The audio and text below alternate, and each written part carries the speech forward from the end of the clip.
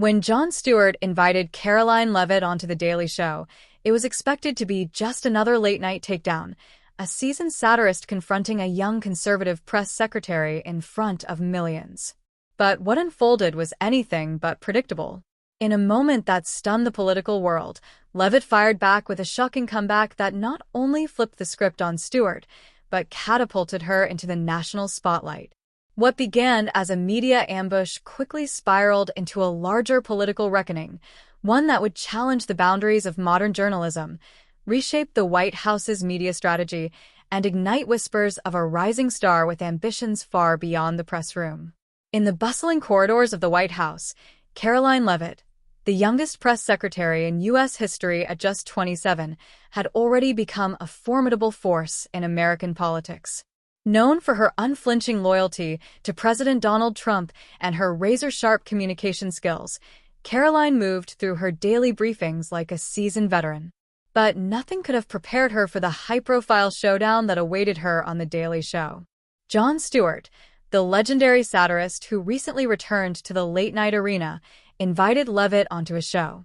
Media insiders buzzed with anticipation. Would the quick-witted Stewart eviscerate the Trump administration's rising star? Or would she manage to hold her ground? On set, under the bright lights, Karoline appeared calm and composed. Clad in a sharp navy suit, she greeted Stewart with a smile that didn't blink. "Ms. Leavitt," Stewart began, voice dripping with amusement, "how does it feel to be the face of an administration that's, let's say, seasoned?" "Without missing a beat," she replied, "experience comes in many forms, Jon. While the administration brings decades of leadership, I bring a fresh perspective to the table." The duel had begun. Stewart pivoted quickly, questioning the administration's inclusion of influencers and independent journalists in the White House press pool. "Our goal is transparency and inclusivity," Leavitt answered. "By broadening the media landscape, we ensure that diverse voices reach the American people." "You don't think that risks creating an echo chamber?" Stewart prodded. "Actually," she countered, "we're breaking away from one." The audience murmured. Stewart, impressed but unwilling to relent, brought up her recent spat with a prominent New York Times journalist, accusing her of attacking the free press. "Accountability goes both ways, Jon," she replied firmly. "When journalists make comparisons that insult our democratic institutions, I'm not going to sit quietly." By the time the segment ended, Stewart smiled, begrudgingly impressed. "Ladies and gentlemen," he said to the crowd, "agree or disagree?" She doesn't flinch. Back in D.C., the interview ignited a firestorm. Leavitt wasn't just holding her own, she was reshaping the White House media strategy. Her next move was bold. She proposed expanding the press briefing room to include digital journalists, podcasters, and influencers, much to the dismay of legacy media. In a closed-door meeting with her communications team, she laid it out clearly. "The American public is diversifying their news sources," she said. "We have to engage them where they are, not just in print but on phones, YouTube, and even TikTok." Resistance came fast. Established journalists accused her of undermining journalism's integrity. The White House Correspondents Association protested.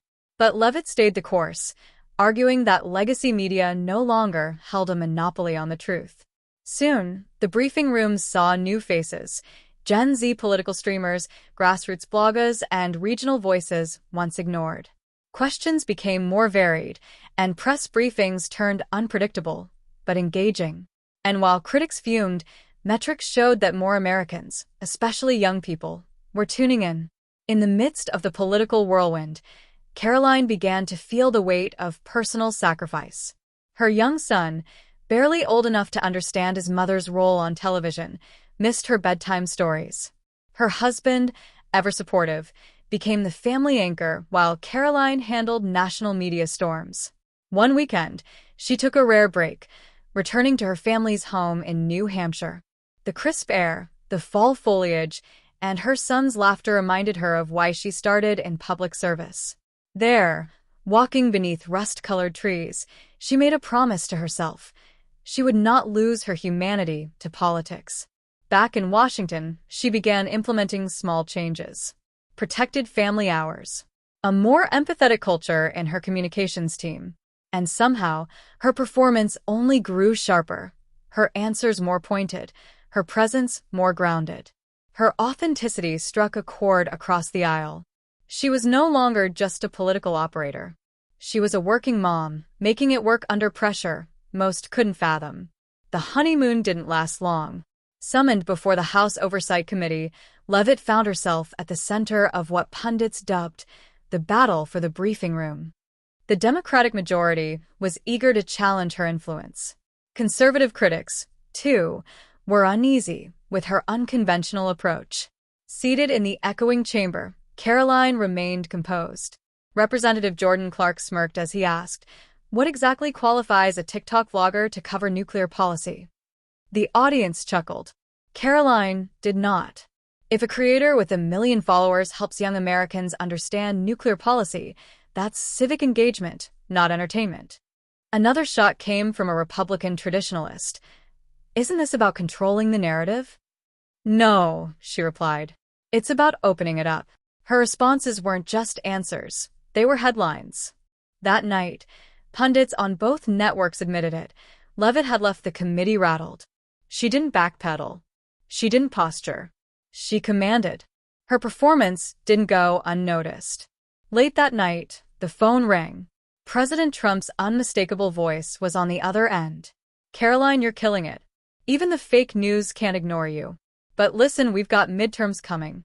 I want you out front. More interviews. Bigger plays." She paused only a second. "I'm in." The days that followed saw her presence ramp up nationwide. She became the face of the party's messaging at rallies, fundraisers, Sunday shows. There were whispers now of her being tapped for something bigger. A Senate run? A gubernatorial bid? Some even floated her name for vice president. For now, she stayed focused. But the seed had been planted. Behind closed doors, senior strategists began crafting the future. Leavitt, with her rare blend of modern savvy and old-school grit, was being molded into something more than a press secretary. She was becoming the voice of a movement. Polls showed she resonated not just with conservatives, but with a growing swath of independents, suburban moms, and Gen Z voters who appreciated her confidence, even if they disagreed with her politics. But with rising fame came new threats. Anonymous leaks began hitting media inboxes. Allegations of favoritism, inter-office friction, even a rumored mole inside her team. As she stood under the harsh glow of the spotlight, Karoline faced the ultimate question. Could she stay true to herself while holding a system she was now reshaping from the inside? The stage was set, and the 2028 clock had already begun ticking.